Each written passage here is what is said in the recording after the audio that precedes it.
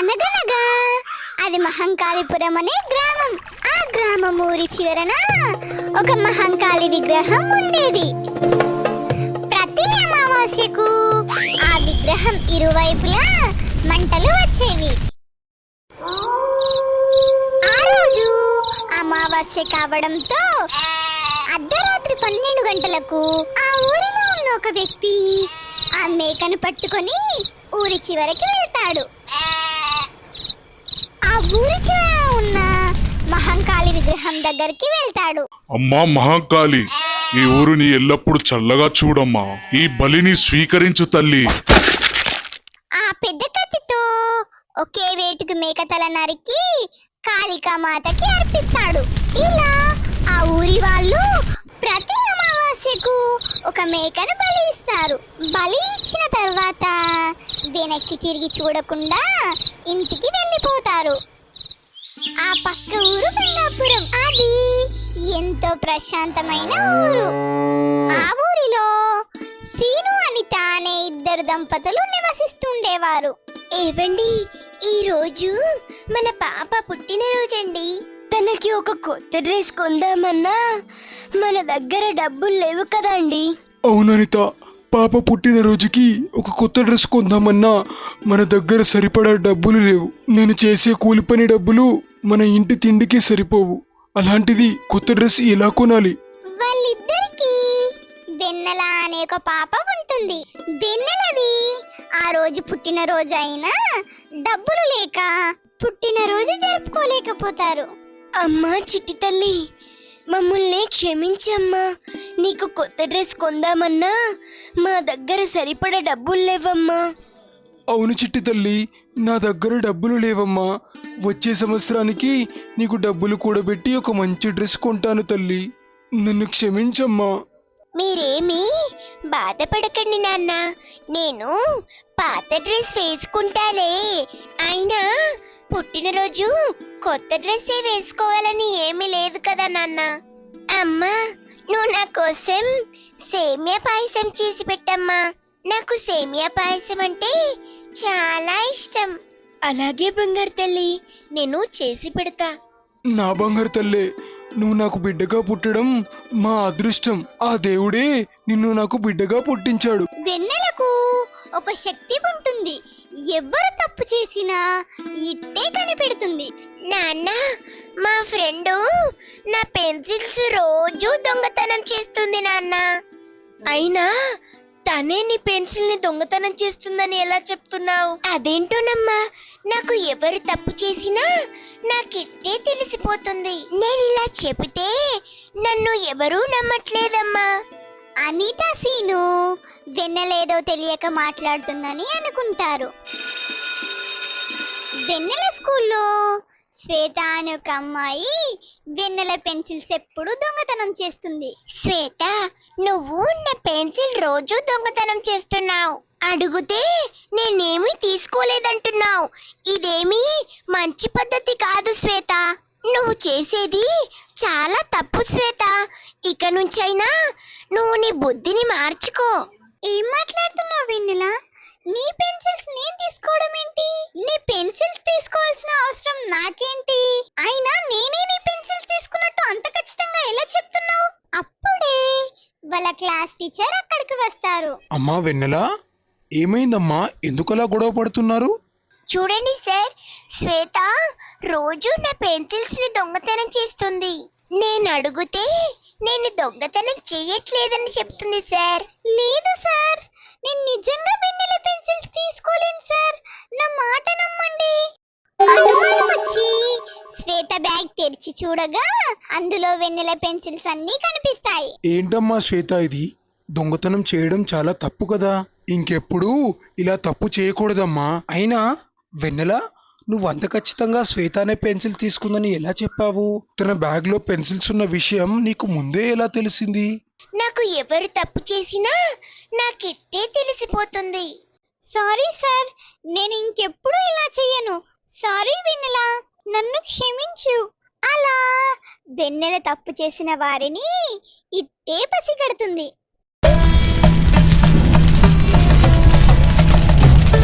పక్క ఊరు కాళికాపురంలో అమావాస్య రానే వచ్చింది.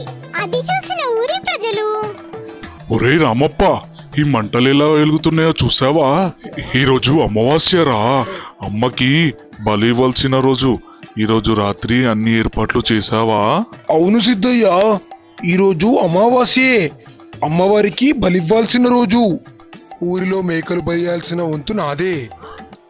ఎప్పటిలాగానే మహాకాళి. ఒకే వేటుకి మేకతల నరికి అమ్మవారికి సమర్పిస్తారు. ఆ ఊరిని చల్లగా చూడమని దేవతని కోరుకుంటారు.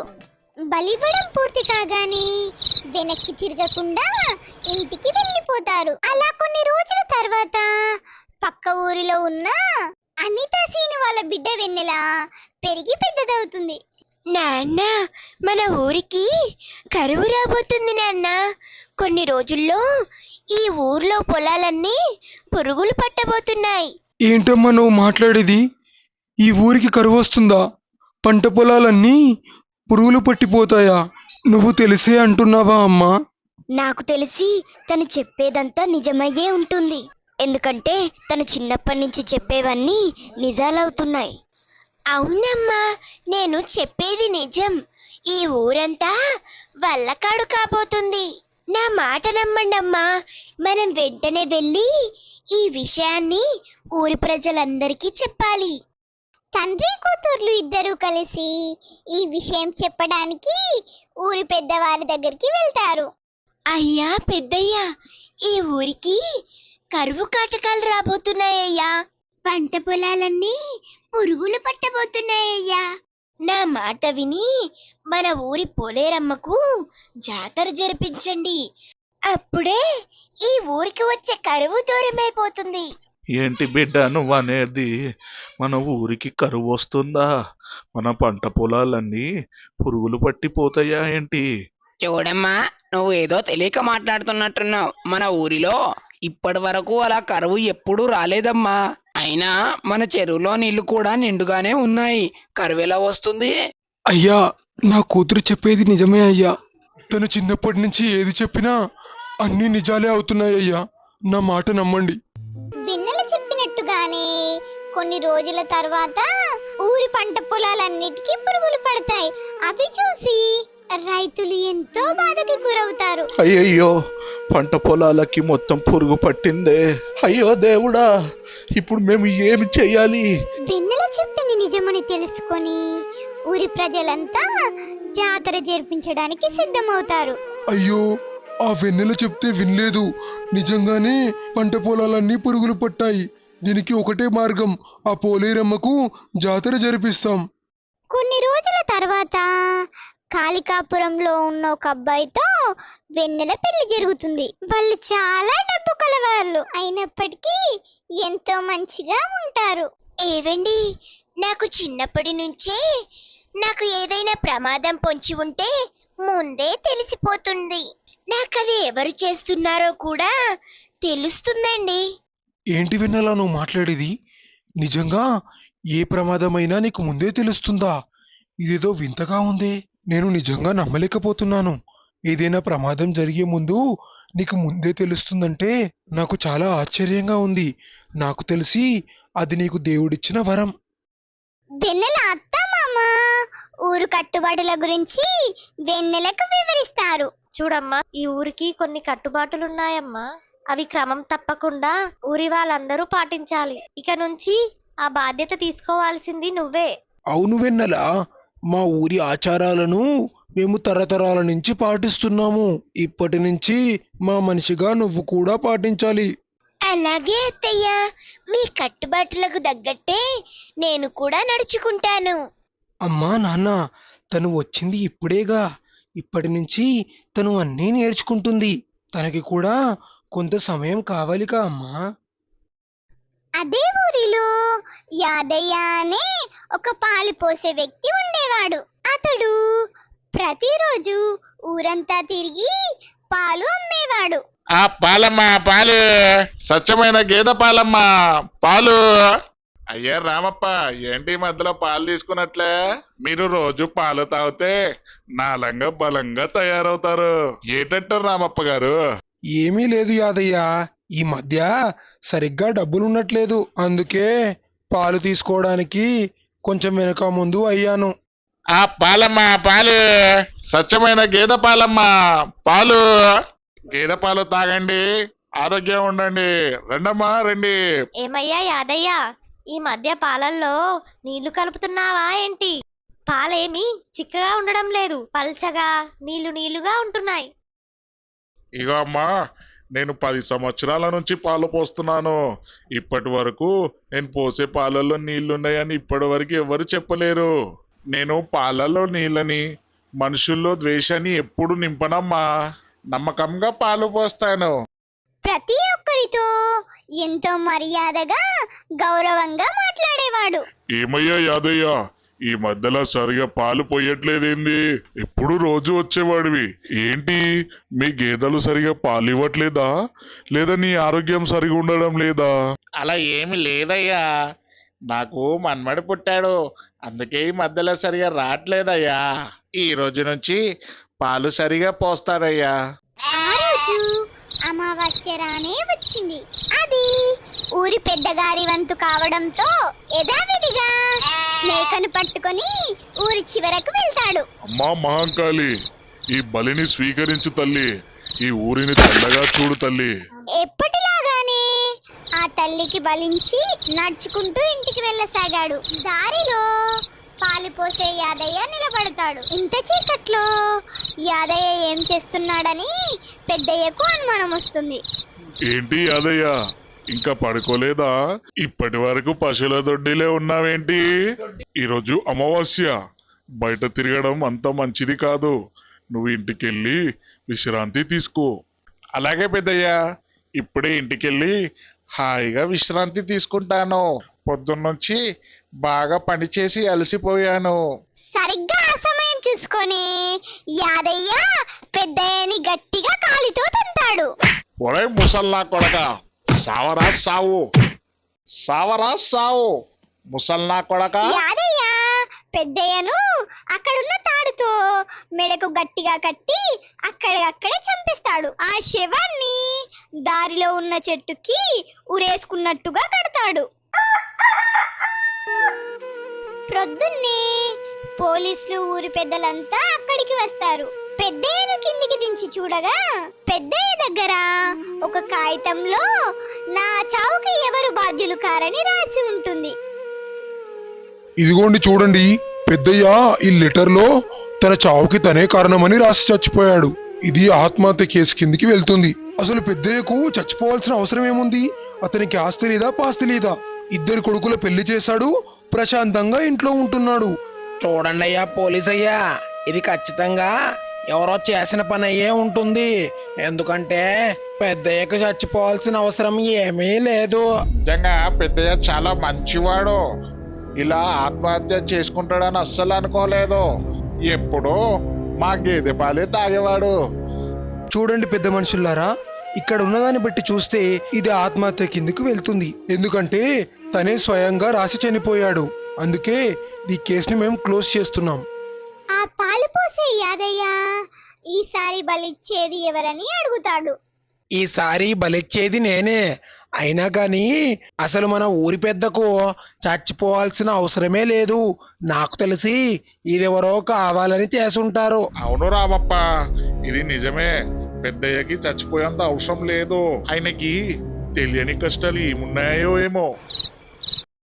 రామప్ప బలి ఇచ్చి ఇంటికి తిరిగి వస్తుండగా యాదయ్య ప్లాన్ ప్రకారం రామప్పను చంపేస్తాడు. అందరూ ఆత్మహత్య చేసుకున్నారని అనుకోవాలని చెట్టుకి యథావిధిగా ఉరివేస్తాడు. ఏం తెలియనట్టుగా అందరితో పాటు నిల్చుంటాడు. ఆ శవాన్ని చూసి ఊరంతా ఎంతో భయానికి గురవుతారు. ఏంటండి ఇది? ఈ ఊర్లో మళ్ళీ ఒకరు చనిపోయారే, అది కూడా ఇదే చెట్టు కూరేసుకొని చనిపోయారు. ఇదెక్కడి వింత? ఇతను కూడా ఒక లెటర్ రాసి చనిపోయాడే. అయ్యయ్యో, ఈ పెద్దయ్య ఇలా చనిపోయాడేంటి? అయినా పెద్దయ్యకు చనిపోయేంత బాధేమొచ్చింది? నాకు తెలిసి ఇదెవరో కావాలని చేసినట్టుంది. చూడండి పోలీస్ సారు, మా రామప్ప చాలా మంచివాడు. అతనికి ఏ కష్టమూ లేదు. మీరు వెంటనే దీని గురించి కేసు నమోదు చేయండి పోలీస్ గారు. అయ్యయ్యో, రామప్ప కూడా ఇలా చనిపోయాడేంటి? రామప్పని ఇలా చూస్తుంటే నాకు చాలా బాధగా ఉంది. ఆయన చాలా మంచి వ్యక్తి. యాదయ్య ఈసారి కాళికామాతకి ఎవరు బలిస్తున్నారో తెలుసుకోవడానికి సుజాతని ఇలా అడుగుతాడు. జాత, ఈసారి అమావాస్యకు కాళికామాతకి బలిచ్చేది నువ్వేనా? అది పక్కన పెడితే మన ఊర్లో అందరూ చనిపోతున్నారేంటి? అవును యాదయ్య, మన ఊరిలో వరుసగా అందరూ చనిపోతున్నారు. మన ఊరిని రక్షించేది ఆ కాళికాదేవి. ఆ తల్లే మన ఊరిని కాపాడాలి. యాదయ్య సుజాతతో మాట్లాడడం వెన్నెల చాటుగా చూస్తుంది. పాపం సుజాత ఏమీ తెలియకుండా కాళికామాతకు ఆ మేకను బలి ఇస్తుంది. యాదయ్య ఎప్పటిలాగానే సుజాతని అతి దారుణంగా చంపేస్తాడు. అలా వరుసగా అందరూ ఉరి వేసుకోవడం చూసి పోలీసులకు ఏమీ అర్థం కాదు. అసలు ఈ ఊర్లో ఏం జరుగుతుంది? అందరూ ఈ చెట్టుకి ఊరేసుకొని ఎందుకు చనిపోతున్నారు? అది కూడా అమ్మవారికి బలిచ్చిన వారే చనిపోతున్నారు. ఇదెక్కడి వింత? అవును, అసలు వరుసగా ఇలా ఎందుకు చనిపోతున్నారు? అది కూడా చెట్టుకు ఊరేసుకొని. నాకు తెలిసి ఈ ఊరికి ఖచ్చితంగా ఏదో దోషం ఉంది, అందుకే ఇలా జరుగుతుంది. అయ్యయ్యో, సుజాత కూడా చనిపోయేదేంటి? ఇలా అందరూ ఎందుకు చనిపోతున్నారు? నాకు తెలిసి ఈ ఊరికి ఏదో దోషం ఉన్నట్టుంది. వెన్నెల తప్పు చేసింది యాదయ్య అని తెలుసుకొని అందరితో ఇలా చెప్తుంది. అత్తయ్య, మీకొక విషయం చెప్పాలి. మన ఊరిలో వరుసగా చనిపోతున్నారే, దానికి కారణం మనకు పాలు పోసే యాదయ్యనే అత్తయ్య. ఆ యాదయ్యనే అందరినీ వరుసగా చంపుతున్నాడు. ఆ సుజాత చనిపోయే ముందు కూడా ఆ పాలవాడితోనే మాట్లాడింది. ఏంటమ్మా నువ్వు మాట్లాడేది? నిజంగా ఈ పాలు పోసే యాదయ్య ఇవన్నీ చేస్తున్నాడా? అతను చాలా అమాయకుడు, అలాంటి పని చేసుండడు. అవును, తను చాలా అమాయకుడు. అలాంటి పని తను ఎప్పుడో చేసుండడు. నువ్వేదో పొరపాటు పడ్డట్టున్నావమ్మా. నాన్న, తను చెప్పేది కూడా నిజమే. తనకు ఒక శక్తి ఉంది. ఎవరైనా తప్పు చేసుంటే తనకు ముందే తెలుస్తుంది. అత్తయ్య, మావయ్య, నా మాట నమ్మండి. కావాలంటే ఈసారి నేనే ఆ కాళికామాత బలికి వెళ్తాను. ఇలా అయితే కాదని వెన్నెలే అమావాస్య రోజు మేకను పట్టుకొని వెళ్తుంది. అనుభవం లేకున్నా ఆ మేక తలని ఒకే వేటుకు నరికేస్తుంది. వెన్నెల బలి ఇచ్చి ఇంటికి నడుచుకుంటూ వెళ్తుంది. అనుకున్నట్టుగానే యాదయ్య వెన్నెల కోసం ఎదురు చూస్తాడు. ఏంటమ్మా వెన్నెల, బాగున్నావా? ఇప్పుడే కాళికామాతకి బలిచ్చొస్తున్నావా? నీకు ఆ కాళికామాత ఆశీర్వాదంతో ఒక మంచి బిడ్డ పుడుతుంది. ఒరేయ్ నీచుడా, నువ్వే ఆ ముగ్గురిని చంపావని నాకు ముందే తెలుసు. నీ ఆటలు ఇక సాగవు. ఇంతమందిని చంపిన పాపము ఊరికే పోదు. ఎవరు లేని సమయం చూసి యాదయ్య వెన్నెలను కాలితో గట్టిగా తంతాడు. అమ్మా! గట్టిగా తన్నడంతో వెన్నెల స్పృహ కోల్పోయి కింద పడుతుంది. వెన్నెలను చంపేద్దామన్న సమయానికే ఒక్కసారిగా ప్లాన్ చేసిన విధంగానే తన భర్త మామయ్య ఇద్దరు అక్కడికి వస్తారు. వెన్నెలను అలా కింద పడేయడం చూసి ఇద్దరికి ఎంతో కోపం వస్తుంది. దొరికావు యాదయ్య. ఇన్ని రోజుల నుంచి నువ్వేనా ఈ అత్యాచారాలన్నీ చేస్తుంది? చూస్తే ఏం తెలియని అమాయకుల్లా కనిపిస్తావు.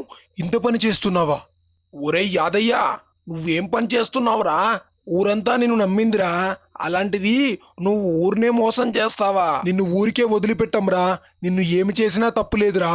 ఇంతమందిని చంపిన యాదయ్యను తండ్రి కొడుకులు ఇద్దరు కలిసి బాగా కొడతారు. అందరినీ ఎంత మోసం చేసి చంపేస్తావురా? చావు. నీ వల్ల అమాయకులు బలయ్యారు కదరా.